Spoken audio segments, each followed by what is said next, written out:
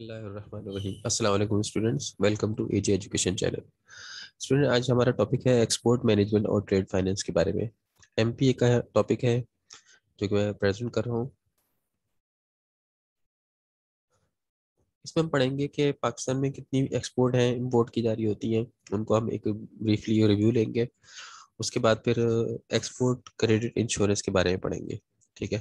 अच्छा, major export Pakistan की कौन कौन सी हैं? जैसे कि आपको पता है कि पाकिस्तान की एग्रीकल्चर कंट्री है, और हमारी ज़्यादातर जो एक्सपोर्ट होती है वो ज़्यादातर प्राइमरी गुड्स यानी एग्रीकल्चर प्रोडक्ट्स होती हैं। इसके अलावा सी फूड्स आ जाती हैं, लेदर गुड्स हैं, केमिकल हैं, और कारपेट्स, रग्स वगैरह, ये सब हमारी कंट्री में बनते हैं और फिर एक्सपोर्ट होते हैं। याद रहे, एक्सपोर्ट हमेशा हर वो कंट्री करती है कि जो कि जिस चीज़ में वो क्या होती है, इंडिपेंडेंट होती है, जिस चीज़ को वो इजिली जो है वो बना सकती है, मैन्युफैक्चर कर सकती है, और उसके पास वो प्रोड्यूस होती है।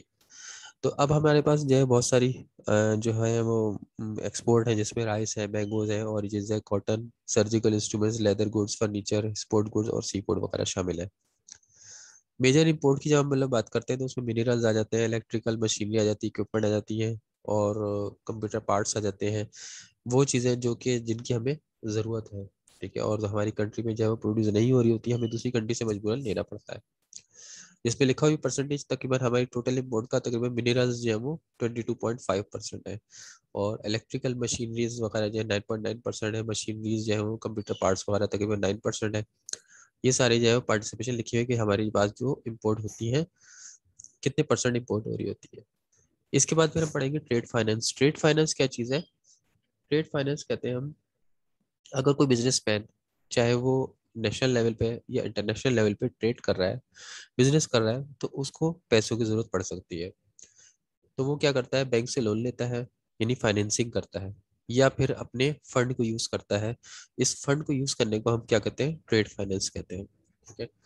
तो उसके अंदर होता ही है कि ट्रेड फाइनेंस का मतलब ये है कि इंटरनेशनल और national trade transaction when a buyer purchase goods and services from the seller, the financial activities involve, यानी अगर कोई भी चीज गुड्स परचेज कर रहा है या फिर सेल भी कर रहा है, तो उसको लिए उसको फाइनेंस की जरूरत है, पैसों की जरूरत है। तो वो क्या कर रहा है, बैंक से लोन ले रहा है या कोई और फाइनेंसिंग एक्टिविटी यूज कर रहा है। तो इसको हम क्या कहेंगे, ट्रेड फाइनेंस। मीन्स के ट्रेड के लिए, बिजनेस के लिए फाइनेंस करना, बिजनेस के लिए फाइनेंस लेके आना, ताकि हम अपनी एक्टिविटीज को इजिली परफॉर्म कर सके। जिसमें कि लैंडिंग फैसिलिटीज आ जाती हैं, letter of credit, export financing, forfaiting और एक्सपोर्ट क्रेडिट्स वगैरह शामिल है। मेथड्स ऑफ पेमेंट जो है वो आपके पास चार किस्म के मेथड होते हैं। अगर हम एक्सपोर्ट कर रहे हैं, इंपोर्ट कर रहे हैं, तो इंपोर्ट अगर हम लोग कर रहे हैं तो दूसरी कंट्री से, तो हमें जो है वो जो पेमेंट पे करनी पड़ती है, वो या तो हम कैश एडवांस में दे सकते हैं, या लेटर ऑफ क्रेडिट में, या डॉक्यूमेंट्री कलेक्शन, या ओपन अकाउंट। ये चार ऑप्शन होती है। इन चारों में से कैश एडवांस जो है, ये इंपोर्टर के लिए फ़ायदा है। सॉरी, इम्पोर्ट एक्सपोर्टर के लिए तो फ़ायदा है कि उसको कैश एडवांस मिल जाएगा और वो चीज़ें आपको डिलीवर कर देगा। लेकिन इम्पोर्टर के लिए नुकसान है, क्योंकि वो उसको इम्पोर्टर को आइडिया नहीं है कि पैसे उसको मिलेंगे भी कि नहीं मिलेंगे, उसको श्योरिटी नहीं है। तो ऐसा जब भी पॉसिबल है कि जब इम्पोर्टर एक्सपोर्टर एक दूसरे को जानते हो या काफ़ी अर्से से ट्रेडिंग करते आ रहे हो, एक दूसरे पे कॉन्फिडेंस हो, जब भी कर सकते हैं। दूसरा लेटर ऑफ क्रेडिट है। इसके अंदर बैंक, दोनों इम्पोर्टर और एक्सपोर्टर का बैंक जिम्मेदार हो जाते हैं, यानी पेमेंट बैंक के थ्रू होती है। इम्पोर्टर का बैंक जो है वो गारंटी दे रहा होता है कि इम्पोर्टर आपको पैसे दे देगा, और एक्सपोर्टर का बैंक जो है वो उसको रिसीव कर लेता है, और इस तरह से हमारी जो है वो ट्रेड हो जाती है। और 90 डेज का या कुछ दिन का टाइम होता है पाकिस्तान में। डिफरेंट, हर कंट्री में डिफरेंट टाइम होते हैं, जिसमें जो है वो पेमेंट उस दौरान हो जाती है। डॉक्यूमेंट्री कलेक्शन जो है वो आपकी डॉक्यूमेंट के जरिए होती है, जिसमें हम letter of sorry bill of exchange बनाते हैं, और उसके जरिए हम क्या करते हैं, पेमेंट करते हैं। इसके लिए भी डेज का हिसाब होता है कि कुछ दिन में वो पैसे पहुंच जाते हैं। आई थिंक विद इन 1 से 2 मंथ के दौरान। ओपन अकाउंट जो है, ये बहुत रिस्की है इम्पोर्टर के लिए, एक्सपोर्टर के लिए। क्योंकि ओपन अकाउंट का मतलब ये है कि एक्सपोर्टर इम्पोर्टर को चीज़ें भिजवा दे, और इम्पोर्टर ये कहेगा कि मैं अभी आपको पैसे नहीं दे सकता, जब मैं इन चीज़ों को सेल कर लूंगा तो आपको इनके पैसे देता जाऊंगा। तो ऐसा जब भी पॉसिबल है कि अगर एक एक्सपोर्टर जिस कंट्री को दूसरी कंट्री को भेज रहा है, और इम्पोर्टर उसी की सिस्टर कंसर्न कंपनी है, या फिर उसी से बहुत ज़्यादा बिजनेस, पुराने रिलेशंस हैं बिजनेस के, तो तभी पॉसिबल है। या ये कह लें कि एक कंपनी है, दूसरी कंपनी में उसकी, दूसरी कंट्री में उसकी जो है वो एक ब्रांच है, तो वहाँ पे वो इंपोर्ट कर रहा है, उसकी ब्रांच जो है वो इम्पोर्ट कर रही है, और उसके ज़रिए जो है वो एक्सपोर्ट जा रही है, एक्सपोर्टर जो है उसको एक्सपोर्ट कर रहा है, और इम्पोर्टर ये जो है जैसे जैसे सेल होती जा रही है उसके पैसे उसको वापस देता जा रहा है। तो ये तो जब भी पॉसिबल है, अदरवाइज ये कि एक्सपोर्टर के लिए बहुत ज़्यादा एक ये कह लें कि बहुत ज़्यादा डिफिकल्ट हो जाता है और बहुत ज़्यादा रिस्की है। तो ये चार मेथड है।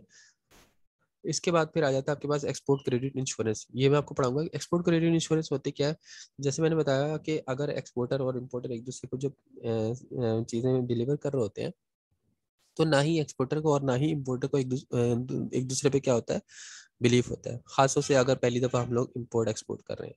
तो होता क्या है कि एक्सपोर्ट क्रेडिट इंश्योरेंस के लिए एक इदारा है अमेरिका का, एक्सआईएम, ठीक है, एक्सपोर्ट क्रेडिट इंश्योरेंस को मैनेज करने वाला। अभी हम इसके बारे में आगे पढ़ेंगे। तो वो ये करता है कि इंश्योरेंस की एक तरह से इंश्योरेंस कर देता है आपकी प्रोडक्ट की, आपकी प्रोडक्ट की इंश्योरेंस नहीं करता, अदरवाइज वो आपकी प्रोडक्ट की जो डिलीवरी जो पेमेंट आनी होती है उसकी जो है वो इंश्योरेंस करके देता है। उसमें होता ही है कि पहले तो ये समझ लेते हैं एक्सपोर्ट क्रेडिट इंश्योरेंस है क्या। एक्सपोर्ट क्रेडिट इंश्योरेंस जो कि आपके जो प्रोडक्ट जा रही है और बायर की तरफ से पैसे आने हैं, यानी फॉरेन बायर की तरफ से जो पेमेंट आनी है, उसके रिस्क को क्या कर रही है, कम कर रही है। कैसे, कि आपको एक पैसे देकर, जैसे कि एक्सपोर्ट क्रेडिट में लिखा हुआ है कि export credit insurance protects an exporter of products and services against the, जिसमें लिखा against the risk of non payment by a foreign buyer, यानी फॉरेन बायर अगर पेमेंट नहीं करता तो इस रिस्क को क्या कर रही है, प्रोटेक्ट कर रही है आपके। In other words, in other words ECI significantly reduces, यानी एक्सपोर्ट क्रेडिट इंश्योरेंस दूसरे लफ्जों में यह कह सकते हैं कि रिड्यूस करती है पेमेंट रिस्क को एसोसिएटेड विद डूइंग बिजनेस, जो कि इस बिजनेस से रिलेटेड है, इंटरनेशनल बिजनेस से, by giving the exporter, exporter को conditional conditional assurance that payment will be made if the foreign buyer is unable to pay। ये देकर, पेमेंट देकर, अगर नहीं, अगर बायर की तरफ से पेमेंट नहीं आती तो फिर जो है वो क्या करेगा, ये इदारा एक्सपोर्टर को फिलहाल पैसे दे देगा, और जो फ्यूचर में पेमेंट आएगी तो उसके जो है वो पैसे उसमें से फिर अपने जो उसने दिए होंगे वो रख लेगा। इस तरह से ये हुआ कि एक्सपोर्टर की जो फाइनेंसिंग की नीड थी वो एक तरह से पूरी हो गई। या फिर ये हो सकता है कि जो है एक्सपोर्टर अगर जो भिजवा रहा है चीज़ें तो उसको with in a time, time दिया हुआ है, और फॉर एग्जांपल 60 डेज का टाइम है कि 60 डेज में पेमेंट आ जाएगी। अब 60 डेज में पेमेंट नहीं आती तो फिर ये एक्सपोर्ट क्रेडिट इंश्योरेंस का जो इदारा है वो एक्सपोर्टर को क्या कर देगा, फाइनेंसिंग करके दे देगा, लेकिन किसके बदले में, उसके जो फॉरेन रिसीवेबल है, यानी जो पैसे आने, वो क्या होगा, अब जो पैसे आएंगे वो मेरे होंगे, मीन्स के उसको मुझे मिलेंगे, ठीक है। और तो इस तरह से क्या हुआ, एक्सपोर्टर की फाइनेंसिंग की नीड पूरी हो गई। लेकिन याद रहे कि एक्सपोर्टर जो है वो इंश्योरेंस के प्रीमियम भी पे कर रहा होता है, और इसकी फीस कुछ नहीं होती, सिर्फ आपको at the time of deposit $500 देने पड़ते हैं। जैसे कि मैंने बताया पाकिस्तान में ऐसा एक्सपोर्ट क्रेडिट इंश्योरेंस नहीं हो रही है, लेकिन इंटरनेशनली इसको किया जा रहा है, आगे हम इसके बारे में पढ़ेंगे। ये देखिए रिस्क कवरेज, इसके कौन कौन सी, तीन तरह की रिस्क कवरेज है, commercial risk, certain political risk, और इसके अलावा currency in convertibility risk. Risk तो कमर्शियल रिस्क तो ये हो सकता है कि भाई बैंकरप्सी हो गई, बायर नहीं दे पा रहा पैसे, इंसॉल्वेंट हो गया, या स्लो पेमेंट हो रही है, तो 90 to 95% तक कवरेज हो जाएगी। 100% कवरेज कभी भी नहीं होती इंश्योरेंस की पेमेंट की। सर्टेन पॉलिटिकल रिस्क में जैसे कि वॉर हो जाती है, टेररिज्म हो जाती है, रॉड्स एंड रेवोल्यूशन आ जाता है, that could result non payment, जिसकी वजह से पेमेंट नहीं हो पाती। या फिर ECI also covers currency in convertibility, यानी करेंसी डाउन होने की वजह से, या डाउन या इंक्रीज होने की वजह से कोई नुकसान हो जाता है, exploitation and changes in an import और एक्सपोर्ट रेगुलेशन, या इम्पोर्ट एक्सपोर्ट रेगुलेशन के अंदर जो कोई चेंजिंग आ जाती है जिसकी वजह से हम लोगों को करेंसी की वजह से नुकसान हो जाता है, करेंसी इनकन्वर्टेबिलिटी नुकसान हो जाता है, तो इस कवरेज को भी वो पूरा करेगा। अब इसकी ड्यूरेशन कितनी है, दो किस्म की ड्यूरेशन है, शॉर्ट टर्म 1 ईयर की, मीडियम टर्म जो है 1 to 5 ईयर्स की, रीपेमेंट्स पीरियड, पेमेंट पीरियड कहलाता है। वैसे आमतौर पर जो इंश्योरेंस होती है जो इम्पोर्टर एक्सपोर्टर कर होते हैं वो ज़्यादातर 1 साल ही की होती है, क्योंकि 1 साल के अंदर अंदर ही पैसे आने होते हैं, कुछ महीने का हिसाब होता है, लेकिन इंश्योरेंस फिर भी 1 ईयर तक की होती है। मीडियम टर्म की जो होती है ना, ये 1 से लेकर 5 ईयर्स तक की होती है, ये बहुत रेयर केसेस में होती है, बहुत कम ऐसा होता है कि एक्सपोर्ट बहुत बड़ी है और उसके अंदर जो है वो वो एक समझे किस्त में नहीं जा रही, बल्कि वो 2-3 जो है वो उसमें लगातार जो है वो मंथली बेसिस पे या 3 मंथ बेसिस पे जो है वो हो रही है, एक्सपोर्ट हो रही है प्रोडक्ट ना। तो वहाँ पे ये पॉसिबल होगा, और वहाँ पे जब समझे 5 साल तक के लिए ये समझे या हमने क्या कर लिया, इंश्योरेंस करवा ली। अब इसके बाद अब ये जो मैं कहता है export import bank of United state Exim, ये बैंक क्या करता है, 6 किस्म की इंश्योरेंस पॉलिसी ऑफर करता है, जिसमें कि नंबर 1 आ जाता है multi buyer express insurance, insurance against non payment by international customer, यानी अगर इंटरनेशनल कस्टमर पेमेंट नहीं कर पाता तो वो जो है वो इसके अगेंस्ट होगी। Number 2, cover both commercial risk, जैसे मैंने बताया बैंकरप्सी, पॉलिटिकल रिस्क वार वगैरह आ जाती है, या इनकन्वर्टिबल रिस्क वगैरह आ जाता है। इसी तरह फिर ऑब्टेन क्रेडिट रिपोर्ट्स, अब ये क्या करता है, credit reports on foreign buyers, foreign buyer के बारे में जो है वो फॉरेन बायर्स के बारे में जो है वो क्रेडिट रिपोर्ट भी देता है अप टू 10 ईयर्स तक की। उसकी वजह ये कि भाई एक्सपोर्टर अगर भिजवा रहा है इम्पोर्टर को, तो जो चीज़ें भिजवा रहा है तो वो ये कह लें कि उसको जो क्रेडिट इंश्योरेंस का जो इदारा है वो ये भी तो कहेगा ना कि जो बायर है उसके आप जो है वो रिकॉर्ड भी तो मुझे बताएं कि उसका क्रेडिट रिकॉर्ड कैसा है। तो इसलिए इसमें लिखा हुआ है obtain credit reports on foreign buyers, foreign buyers की जो है वो क्रेडिट रिपोर्ट उधार की जो है वो 10 ईयर्स तक की मांगता है वो। The exporter elect to insure, जिसको वो एक्सपोर्टर जो है वो इलेक्ट कर रहा है। Arrange financing through a lender by using insured receivables as additional collateral. तो हम क्या करें, अरेंज फाइनेंसिंग, तो क्या होता है इससे हमें ये क्या कर देता है इंश्योरेंस का इदारा, आपको फाइनेंसिंग अरेंज करके देता है। किस तरह, थ्रू लेंडर, यानी लेंडर की तरफ से होता है, और लेंडर ये बैंक खुद होता है। बाय यूजिंग इंश्योर्ड रिसीवेबल्स, जो रिसीवेबल हमें आने हैं उसके बदले में वो एज अ एडिशनल कोलेटरल के तौर पर रख लेता है। बेनिफिट्स क्या क्या है, credit management expertise, risk reduction, increase competitiveness, improve liquidity. अब क्रेडिट मैनेजमेंट में क्या होगा कि ease the burden of credit risk management by leveraging EXIM's international expertise. इसमें कह रहे हैं कि क्रेडिट मैनेजमेंट एक्सपर्टीज ये है कि बर्डन ऑफ क्रेडिट रिस्क जो है वो हमारा मैनेज हो जाता है एक्सिम के जरिए से, यानी हमारा जो उधार जो है वो एक तरह से मैनेज हो जाएगा। नंबर 2, रिस्क रिडक्शन हो जाएगी, safeguard against catastrophic losses from the buyer non payment, अगर बायर की तरफ से नॉन पेमेंट होती है तो हमें जो नुकसान होता है वो पूरा हो जाएगा।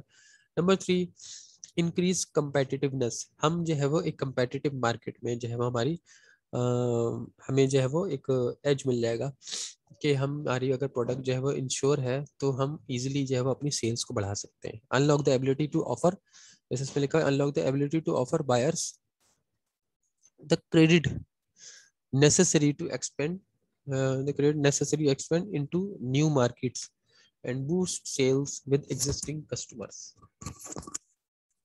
इस तरह से हम अपनी सेल्स को बढ़ा सकते हैं, ठीक है, और नई मार्केट में एंटर हो सकते हैं हम। इम्प्रूव लिक्विडिटी, हमारी लिक्विडिटी की नीड पूरी हो जाती है। Accelerated cash flow bye borrowing against foreign receivable, के बदले में हम जो पैसे ले लेते हैं। और इसके अलावा how multi buyer express insurance work, किस तरह से वर्क करती है कि पॉलिसीज कवर करती हैं बहुत कमर्शियल और पॉलिटिकल लॉसेस को 95% तक, और इंश्योरेंस जो है वो प्री उसमें भी हो सकती है, प्री एग्जिस्टिंग फॉरेन बायर भी हो सकती है, जो अपने इंपोर्ट एक्सपोर्ट एक्सपोर्ट करने से पहले ही इंश्योरेंस अपनी करवा ली जो प्रोडक्ट की, जो हम प्रोडक्ट भिजवा रहे हैं। इसके बाद फिर आ जाता है कि there are no application fees, इसमें जैसे मैंने बताया एप्लीकेशन फीस नहीं होती, और minimum there are no application fee और मिनिमम प्रीमियम कुछ नहीं होता। One time refundable advance deposit of $500 is required to issue the policy. तो हमें जो है वो वन टाइम जो है वो रिफंडेबल एडवांस जो है हम लोग को देना पड़ता है, डिपॉजिट कराना पड़ता है $500 तक का, ये पॉलिसी इशू कराने के लिए।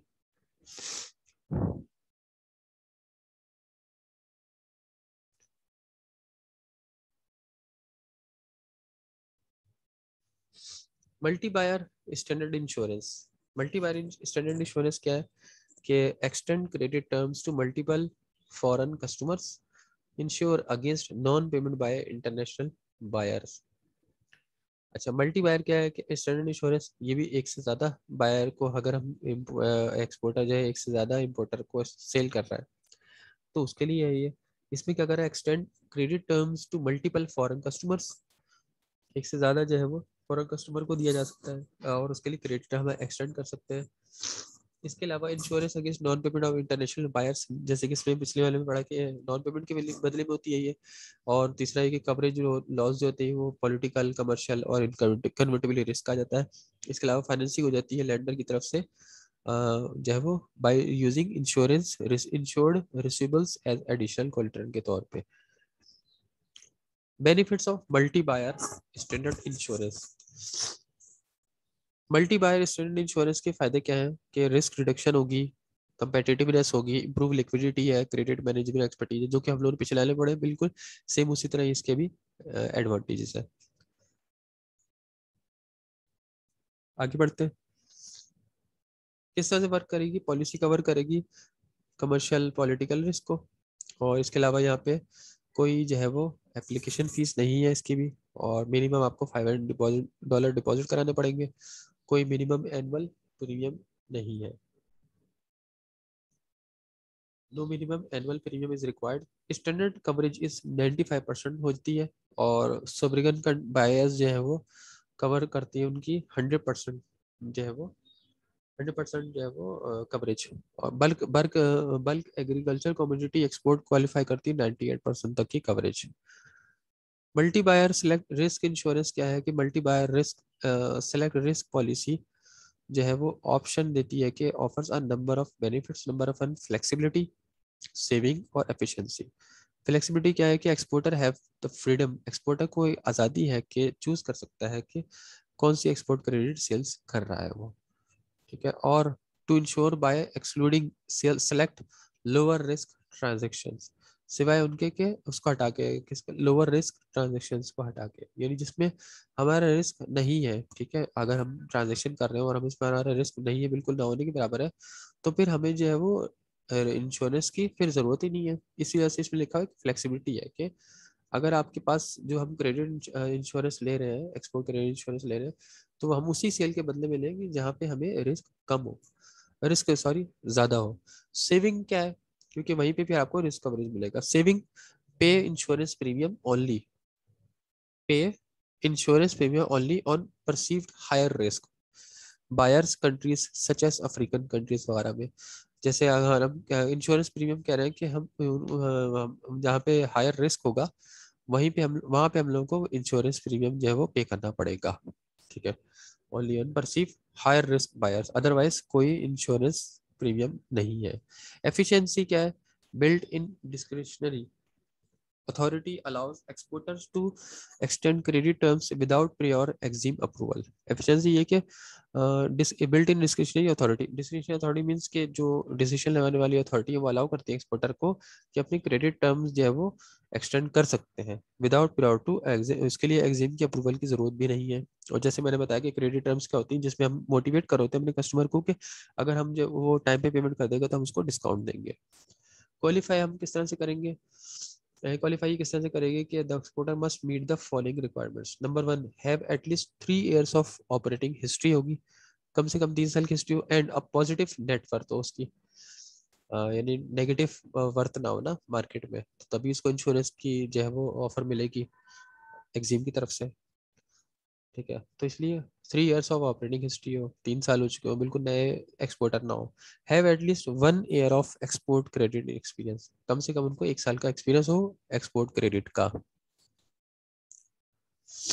फिर आ जाता है single buyer insurance. Single buyer insurance मतलब ये कि एक्सपोर्टर जिसको इम्पोर्ट कर रहा है, एक्सपोर्टर जिसको भिजवा रहा है चीजें, और जो इम्पोर्टर है वो एक ही सिंगल बायर, यानी एक साथ बहुत सारी एक्सपोर्ट नहीं कर रहा है एक्सपोर्टर। तो इसलिए सिंगल बायर इंश्योरेंस में क्या है कि extend credit terms to a foreign customer को हम क्रेडिट टर्म्स एक्सटेंड कर सकते हैं।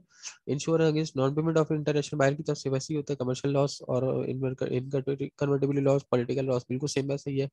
फाइनेंसिंग हो सकती है by using insurance receivable additional collateral के तौर पे फाइनेंसिंग हो सकती है।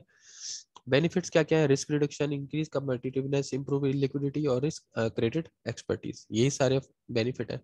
लेकिन थोड़ा सा फर्क आ जाता है, जैसे जैसे हमने लिखा हुआ है safeguard against catastrophic losses from the buyer non payment, increase competitiveness, improve liquidity और क्रेडिट मैनेजमेंट एक्सपर्टीज, ये चारों ही हमारे बेनिफिट है अगर सिंगल बायर है इंश्योरेंस के लिए। कवरेज इसमें 90 से 100% तक भी मिल सकती है, और जो है वो एट एन अफोर्डेबल प्रीमियम पर। Policies cover both commercial and political risk, दोनों ही कवर हो जाते हैं। और मीडियम, इसके बाद फिर आ जाता है लास्ट मीडियम, लास्ट लेवल के second last medium term export credit insurance क्या है कि like any insurance policy provide protection in return for a premium. The policy safeguard export against the risk of foreign buyer non-payment when extending credit terms of 1 to 5 years, or in some cases up to 10 years and up to $25 million. With it, the security exporter can increase their global competitiveness by offering buyers financing need to win sales. Medium term credit क्या है, मैंने जैसे बताया कि वैसे आमतौर पे 1 साल की होती है, लेकिन ये 1 साल से ज़्यादा की है, तकरीबन 5 साल से लेकर 10 साल तक की भी हो सकती है। ये कब होती है कि जब कोई बड़ा एक्सपोर्टर है और वो इंश्योरेंस करवा रहा है, लेकिन इसमें उसको थोड़ा सा प्रीमियम भी पे करना पड़ेगा।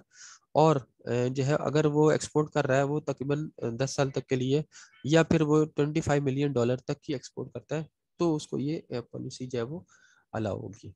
और इसकी सिक्योरिटी क्या है कि सिक्योरिटी विद दिस सिक्योरिटी के साथ जो है वो अपनी क्या कर सकता है, एक्सपोर्ट इंक्रीज कर सकता है। यानी फॉर एग्जांपल एक मार्केट में बहुत यूएसए का बहुत बड़ा कोई एक्सपोर्टर है, अगर वो जो है वो अपनी कोई लार्ज शिपमेंट कर रहा है और 2-3 कंट्री से उसकी एक साथ है, और जो है वो आप अगर तो वो क्या करेगा, लाजमी सी बात है मीडियम टर्म जो है एक्सपोर्ट क्रेडिट इंश्योरेंस लेगा, क्योंकि छोटी इंश्योरेंस तो वो कर नहीं रहा, क्यों छोटी एक्सपोर्ट तो कर नहीं रहा वो, बल्कि ज्यादा अरसे के लिए कर रहा है। इसी वजह से उसको क्या करना पड़ेगा, लेना पड़ेगा दूसरी मैंने कि ज्यादा से ज्यादा जो है उसको एक्सपोर्ट क्रेडिट इंश्योरेंस लेना पड़ेगा 5 to 10 years तक के लिए, अगर वो कर रहा है एक्सपोर्ट।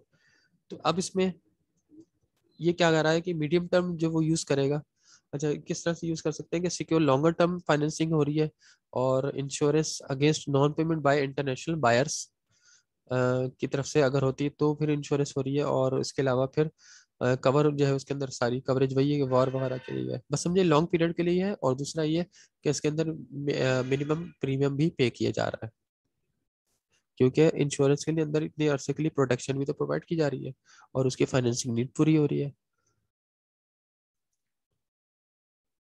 तो अभी इसके वर्क किस तरह से करेगा, the exporter offers credit terms to an international buyers to be covered by EXIM insurance policy. तो यहाँ पे एक्सपोर्टर क्या करेगा, एक्सपोर्टर जो है क्रेडिट टर्म्स दे सकता है, ऑफर कर सकता है, और the buyer accept the terms, buyer accept करेगा टर्म्स को, and provide cash down payment of at least 15% of the contract price prior to delivery, delivery से पहले वो 15% तक का जो वो पेमेंट कर देगा कम से कम। Also issuing a promissory note to pay the reminder of the contract, बाकी कॉन्ट्रैक्ट के लिए वो क्या कर रहा है, प्रोमिसरी नोट साइन कर रहा है। अच्छा प्रोमिसरी नोट में ये फायदा होता है कि अगर प्रोमिसरी नोट उसे साइन कर दिया, तो एक्सपोर्टर जो है वो उसके अगर जो है उसका टाइम पेमेंट करने में देर कर रहा है, तो वो उसके लिए क्लेम कर सकता है। ठीक है, तो उसके लिए एक बड़ा प्रूफ हो जाता है। तो इसलिए एग्जिम जो इदारा है वो आपकी प्रोडक्शन इसलिए ले रहा होता है, क्योंकि वो आपसे जो एक्सपोर्ट इम्पोर्टर से पैसे वो दिलवाता है, और ये कह लें कि आपका एक तरह से एक पक्का काम करके देता है। अब ये कि हमारी डॉक्यूमेंटेशन जो है वो कंप्लीट होती है, यानी डॉक्यूमेंटेशन अगर कंप्लीट हो, और हम जो डिलीवरी कर रहे हो जो वो सही मोड ऑफ पेमेंट यूज़ कर रहे हैं, तो उसमें इम्पोर्टर और एक्सपोर्टर को कोई नुकसान नहीं है। यानी वहाँ पे हमारे चांसेस है कि हमारी जो है वो इम्पोर्ट एक्सपोर्ट जो है वो महफूज रह सकती है, महफूज हो सकती है ना। तो यहाँ पे किसी किस्म का डाउट नहीं होगा इम्पोर्टर को एक्सपोर्टर को। Exporter pays premium for the policy on the last business day of the month immediately following each insurance insured shipment। तो एक्सपोर्टर जो है वो प्रीमियम पे करता है पॉलिसी का on the last business day of the month, month के आखिर में, following each insurance shipment, insure shipment पहुंचने से पहले पहले। If the buyers fail to make payment, अगर बायर जो है फेल हो जाता है पेमेंट करने में, तो the finance portion of the contract is insured at 100% by EXIM. तो फिर जो है वो फाइनेंस पोर्शन जो है वो कॉन्ट्रैक्ट का एक्सिम की तरफ से 100% इंश्योर कर दिया जाएगा। देयर इज नो मिनिमम और मैक्सिमम ट्रांजेक्शन अमाउंट, और यहाँ पे कोई भी मिनिमम या मैक्सिमम ट्रांजेक्शन अकाउंट अमाउंट नहीं होगा। सिक्स आ जाती है आपके पास financial institution buyer credit export insurance. The policy provide coverage against political risk such as war, revolution, exposition, confiscation by government authority, cancellation import और एक्सपोर्ट वगैरह, licences वगैरह, ये सब जो है वो की जा सकती है। फाइनेंशियल इंस्टीट्यूशन बायर क्रेडिट में ये होता है, फाइनेंशियल उसमें ये करेंगे हम, institution buyer credit export insurance है, उसके अंदर क्या हो रहा है कि जो फाइनेंशियल इंस्टीट्यूशन है ना, वो क्या कर रहे हैं, क्रेडिट इंश्योरेंस करवा रहे हैं। तो the policy provide coverage against political risk such as war, revolution, exploration और confiscation by a government authority, cancellation of import or export license after shipment and foreign exchange incurred and commercial losses। यानी ये क्या हो रहा है कि इसके अंदर बहुत सारे लॉसेस कवर हो रहे हैं। उसके अंदर तो तीन किस्म के लॉस थे, इसके अंदर पॉलिटिकल लॉस कवर हो रहा है, जैसे कि वॉर वगैरह आ जाती है, रेवोल्यूशन वगैरह आ जाते हैं, कॉन्फिस्केशन गवर्नमेंट की अथॉरिटी की तरफ से। इसके अलावा और भी हो रहे हैं, जैसे कैंसिलेशन ऑफ इम्पोर्ट, जैसे इसमें लिखा हुआ है कि ये कैंसिलेशन ऑफ इम्पोर्ट और एक्सपोर्ट लाइसेंस हो जाता है, उसकी वजह से अगर नुकसान हो जाता है after shipment, and foreign exchange inconvertibility और and commercial losses due to protracted default की वजह से, या insolvency of the buyer, buyer insolvent हो जाता है, या failure to reimburse the other reason की वजह से वो रिम्बर्स नहीं कर पाता, या तो हमें क्या हो जाएगा, इस एक्सपोर्ट क्रेडिट इंश्योरेंस इस सब की मिलेगी, करवानी पड़ेगी। डीवैल्यूएशन जो है वो लेकिन इसमें अंदर कवर नहीं होती। डीवैल्यूएशन मींस की करेंसी अगर डीवैल्यू हो जाती है तो उसकी वजह से अगर कोई नुकसान होता है। आगे इसके बारे में पढ़ते हैं। कवरेज इसकी क्या है कि इसमें policy is issued in one of two policy format, दो किस्म के इसके फॉर्मेट होंगे पॉलिसी के। Number one documentary, number two non documentary. Documentary क्या है कि जहाँ पे policy for buyer credit, a documentary policy for buyer credit and for certain suppliers. Documentary policy जो है किसके लिए, बायर क्रेडिट के लिए, and for certain suppliers credit when the supplier is a small business. यानी अगर हम जो इस पर सप्लायर जो है वो एक स्मॉल बिजनेस है उसका, ठीक है, तो फिर क्या होगा कि डॉक्यूमेंट्री जो पॉलिसी जो है वो अप्लाई की जा रही है, documentary policy for buyer credit के लिए एंड फॉर सर्टेन सप्लायर के लिए जो है वो, सप्लायर क्रेडिट के लिए when the supplier is a small business, and non documentary policy for supplier credit when the supplier is not small business और otherwise does not meet the criteria. Non documentary policy उस supplier के लिए होगी कि जो कि small नहीं बल्कि बड़ा सप्लायर है, या फिर वो क्राइटेरिया को मीट नहीं कर रहा। ठीक है, तो डॉक्यूमेंट्री एक तरह से समझो स्मॉल बिजनेसेस के लिए हो गई, जब सप्लायर जो है वो स्मॉल बिजनेस वाला है। The documentary format requires the financial institution to obtain specific documents. अब हमें डॉक्यूमेंट्री फॉर्मेट के लिए हमें जो फाइनेंशियल इंस्टीट्यूट को जो क्या हासिल करता है, फाइनेंशियल इंस्टीट्यूट टू ऑब्टेन, यानी documentary format requires the financial institution to obtain specific document such as signed buyer's obligation, transport document, invoice and exporter certificate। होता क्या है कि डॉक्यूमेंट्री फॉर्मेट के लिए जो हमें फाइनेंशियल इंस्टीट्यूशन को जो चीज़ें चाहिए होंगी, जो उसमें स्पेसिफिक डॉक्यूमेंट होंगे वो कौन से होंगे, जैसे कि साइंड बायर ऑब्लिगेशन, यानी बायर के साइन हो उसके ऊपर, और ट्रांसपोर्ट डॉक्यूमेंट हो, इनवाइस हो, और इसके अलावा एक्सपोर्ट सर्टिफिकेट आ जाता है। ठीक है, और ई आई भी जो ये लिखा हुआ है इन्होंने नंबर है, तो एक्सपोर्ट नंबर, ये सब चीज़ें जो है वो ज़रूरी होनी चाहिए डॉक्यूमेंट्री फॉर्मेट के लिए।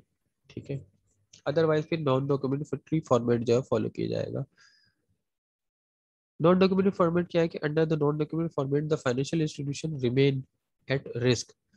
नॉन डॉक्यूमेंट्री फॉर्मेट में क्या होगा, फाइनेंशियल इंस्टीट्यूशन जो है वो रिस्क में रहेगा वो, for not only the remain at risk for not only the uninsured, not only the uninsured retention but also certain events such as fraud in the transaction। यानी अगर ट्रांजेक्शन में किसी किस्म का फ्रॉड हो जाता है तो उससे भी वो नहीं बच पाएगा। Non shipment of products, dispute in transaction और discovery of non US goods, या जो नॉन यूएस गुड्स है उसमें।